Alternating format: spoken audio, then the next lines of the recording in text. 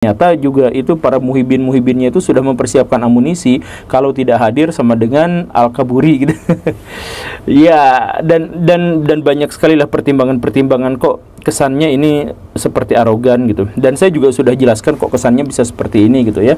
Tapi ya apa boleh buat, karena pada waktu itu saya luang, kebetulan sekali saya luang, maka ya saya menghadiri acara itu, acara dalam tanda kutip debat itu, dengan catatan bahwa nanti saya akan datang melakukan kunjungan lagi 2 kali lagi di luar tanggal 8 itu untuk berdiskusi, untuk mencari ilmu, untuk melihat manuskrip dan sebagainya. Saya syaratkan itu. Jadi boleh nggak nih saya datang ke sana? Oh ya, sangat boleh, dengan senang hati, kata panitia itu. Dan saya juga akhirnya menjadi senang dan antusias. Nah, tetapi setelah saya diundang di sana dan ditraktir dan diongkosin, terima kasih banyak oleh panitia dan oleh beberapa orang yang sangat ramah dan baik hati di sana. Di antaranya adalah Pak Fikri Syahab dan lain sebagainya, dan para senior-senior di sana. Tiba-tiba 2 hari berikutnya itu ada video dari Pak Habib Alatos, Pak Habib Hanif Alatos, yang memframing saya gitu dengan, jadi kan saya itu komitmen kalau misalkan saya diskusi itu saya nggak akan framing, nggak akan bahas individu, nggak akan bahas figur tertentu, tapi fokus pada perbuatannya gitu kan.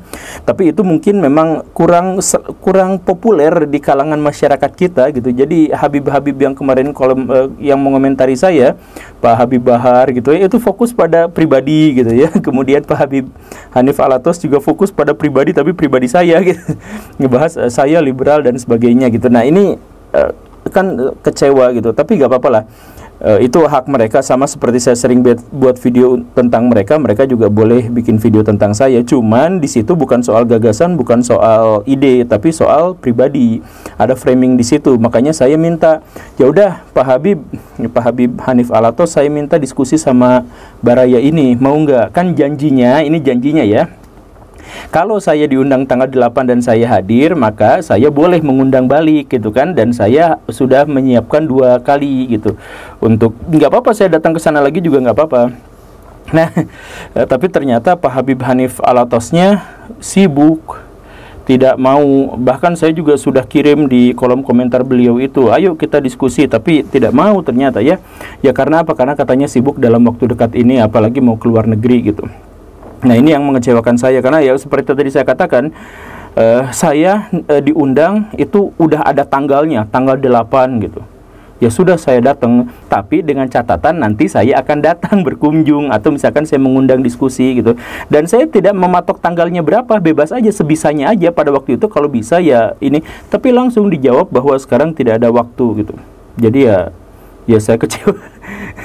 Kan jadi gini Baraya, pengusaha itu asetnya adalah kepercayaan publik, politikus itu asetnya adalah kepercayaan publik, agamawan itu asetnya apa? Juga kepercayaan publik.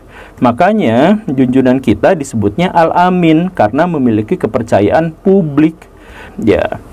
Tapi baiklah, kita langsung ke konten aja ya. Jadi saya tuh keberatan ketika ada framing dan ad hominem pada saya, serangan ad hominem terhadap saya, yang saya disebut liberal, kemudian materialis, disebut ateis, darwinis, bla bla yang seperti itulah ya, yang semacam itu.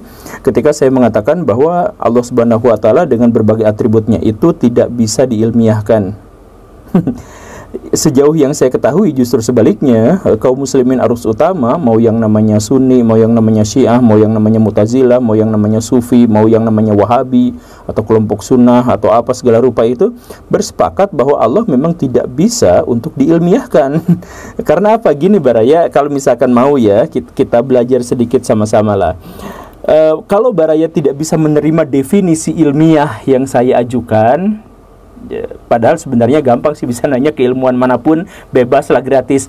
Kalau misalkan banyak di antara Baraya, para Habib itu yang mengatakan jangan suka belajar sama kelompok itu, sama kelompok itu. Nah kalau saya sebaliknya, Baraya silahkan aja konfirmasi dan klarifikasi berbagai perkataan saya itu di dunia luar, silahkan gitu ya. Nah definisi ilmiah, kalau Baraya tidak suka dengan apa yang saya ajukan, maka setidaknya saya ingin sampaikan bahwa ilmiah itu melibatkan satu, pembuktian indrawi, kemudian penelitian dan observasi, kemudian pengujian yang bisa diterapkan berulang-ulang, kemudian pernyataan dan klaim dari otoritas akademik, kemudian hipotesis yang didasarkan pada pertanyaan, dan penggunaan rasio yang benar. Nah, itu silahkan dibulak-balik, dikocok-kocok. Pokoknya karakteristik dari metodologi penelitian ilmiah itu atau klaim ilmiah itu adalah seperti itu. Nah, sedangkan Allah Subhanahu wa Ta'ala itu adalah entitas yang kita pahami sebagai yang maha ideal dan maha mutlak, dengan segala hal yang tidak terjangkau alias transenden. Nah, karena itu maka tidak mungkin sesuatu yang ideal dan transenden itu bisa kita capai dengan metodologi ilmiah yang tadi itu. Misalkan ini ya, ketika Allah Subhanahu wa Ta'ala mengatakan bahwa tidak ada yang serupa dengannya, di dalam Al-Quran kan disebutkan seperti itu, tidak ada yang serupa dengannya, maka bahkan untuk mendefinisikan Allah Subhanahu wa Ta'ala pun sudah langsung dinegasikan oleh ayat ini. Kan kalau misalkan kita main dalam hukum logika, logika dulu ya, baru nanti ayat. Kalau misalkan kita menggunakan hukum logika, maka kita bisa mendefinisikan sesuatu kalau kita tahu kategorinya apa, golongannya apa, dan kita tahu identitasnya apa. Kan begitu, baru kita bisa membangun definisi.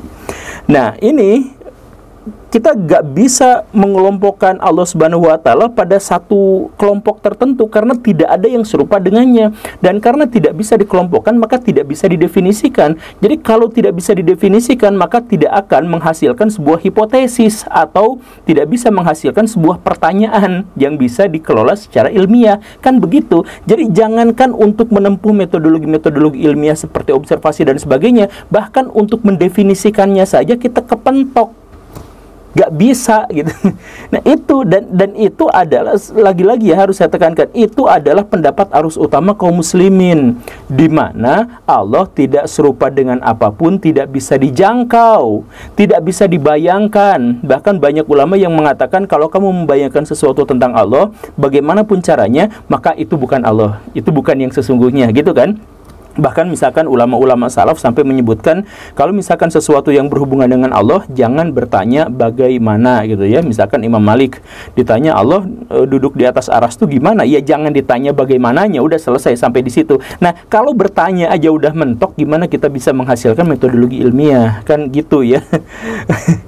Jadi saya bingung itu argumentasi Pak Hanif Alatos itu dari mana mengatakan saya liberal, kemudian materialis, kemudian ateis dan sebagainya. Ya itulah ya, liberal bla bla bla bla. Ketika saya mengatakan bahwa Allah tidak bisa diilmiahkan, justru saya bertanya, itu siapa yang berani mengilmiahkan Allah Subhanahu wa Ta'ala? Coba tunjukkan kepada saya metode ilmiah bagaimana untuk menjelaskan. Apakah dengan kabar-kabar? Ya aduh ya sudahlah. Tapi kalau misalkan mau kelanjutannya ya, coba saya tanyakan kepada Pak Hanif Alatos gitu ya. Bisakah kita mengindra Tuhan? Bisakah kita mengobservasi Tuhan? Itu kurang ajar banget kan, mengobservasi Tuhan, menjadikan Tuhan sebagai objek observasi itu. Aduh, bisakah kita menguji Tuhan? Adakah klaim otoritas akademik?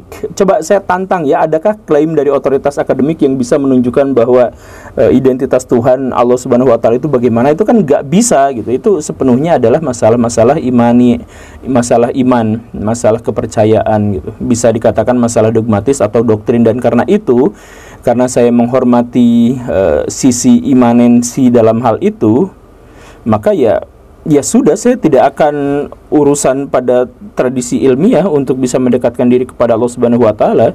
Saya punya cara yang lain, misalkan cara yang biasa disebutkan sama Nabi gitu. Itu kok cara-cara kepercayaan, bukan cara-cara ilmiah.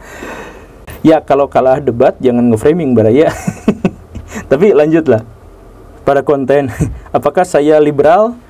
Saya berkali-kali mendeklarasikan bahwa saya tuh bahkan seorang fundamentalis yang ekstrim melebihi Wahabi sekalipun atau kelompok sunnah sekalipun. Jadi kelompok sunnah tuh masih kadang-kadang menerima bid'ah kecil-kecilan gitu ya. Kalau saya misalkan sama sekali tidak menerima itu, yang di luar Quran dan sunnah, ya sudah saya katakan itu adalah sebagai produk budaya gitu. Makanya saya katakan kemarin itu ilmu nasab itu adalah produk budaya. Ilmu nasab yang dipegang sama klien Ba'alawi itu adalah produk budaya. Itu diperintahkan sama Allah Subhanahu wa Ta'ala untuk belajar nasab, tetapi tentang metodologinya itu jelas buatan manusia. Dan karena itu, karena itu juga tidak ada dalam Quran dan Sunnah tentang metodologinya, maka saya anggap itu produk budaya, kan begitu. Jadi saya tuh lebih fundamentalis daripada Wahabi dalam konteks ini, dalam konteks memahami soal Quran dan hadis sebagai otoritas tunggal untuk memahami Tuhan. Tetapi definisi liberal itu apa? Definisi liberal yang saya pahami itu adalah keterbukaan dalam menginterpretasikan Islam tanpa tendensi dan tanpa keterikatan pada otoritas-otoritas tradisional. Nah, itulah yang disebut sebagai liberal. Kalau misalkan pandangannya beda, definisinya beda, ya nggak apa-apa. Tapi itu juga bisa dipahami misalkan ketika muncul tokoh liberal di Indonesia yang pertama kalinya itu adalah Pak Ulil Absor Abdallah, sekaligus juga menjadi ikon yang saya mohon maaf ya, ini mah pandangan pribadi yang saya mohon maaf, saya sedikit sekali menaruh penghormatan terhadap sistematika berpikirnya. Ya, tapi liberal itu emangnya kenapa? Apakah itu menjadi sesuatu yang buruk? Ya, sesuatu yang buruk pada akhirnya menjadi sebuah perspektif gitu ya, perspektif yang bisa dilihat dari berbagai kacamata. Cuman kalau misalkan dilihat dari perspektif negatifnya atau misalkan dalam sebuah stigma, maka saya ingin menegaskan bahwa justru Pak Habib Hanif Alatos itulah yang sangat-sangat liberal. Kalau misalkan liberal itu adalah sebuah stigma gitu. Jadi misalkan liberal itu adalah keberanian seseorang untuk mengubah agama, gitu kan. Jadi agama aturannya dirubah. Nah, itu berarti liberal banget, karena bahkan otoritas Tuhan pun dirubah gitu ya sama dia gitu. Anggaplah kalau misalkan kita berpikir dalam kacamata stigma. Ya, kan banyak di antara kalangan Ba'alawi itu yang mengubah ajaran agama Islam. Misalkan dalam ajaran agama Islam itu dikatakan bahwa masuk surga dan nerakanya seorang hamba itu ditentukan pada iman dan amal solehnya, gitu kan. Nah, tapi ada kelompok-kelompok dari habaib itu yang mengatakan sebaliknya. Jadi ada orang tukang maksiat, ada orang yang tidak beribadah, yang solehnya juga tidak, tetapi dia bisa masuk surga tanpa hisab, jalur langsung gitu ya, VVIP, hanya gara-gara mencintai habaib. Nah, ada ajaran yang seperti itu. Nah, ajaran itu jelas mengubah ide-ide paling dasar dari Islam, berubah secara radikal gitu. Atau misalkan sebaliknya, ada yang mengatakan bahwa kamu mau puasa, kamu mau sholat, itu percuma kalau tidak mencintai habaib. Nah, itu kan sudah mengubah ajaran agama Islam. Kemudian dalam ajaran agama Islam juga dikatakan bahwa Nabi Muhammad SAW itu melakukan perjalanan Isra Mi'raj itu dalam posisi yang sangat luar biasa, dan tidak ada nabi manapun yang mampu menjangkau Isra Mi'rajnya Nabi gitu. Dan Nabi melakukannya sekali. Lah, ini dari kelompok Ba'alawi ada yang mengklaim bahwa ada orang di antara mereka yang bisa Isra Mi'raj sehari 70 kali.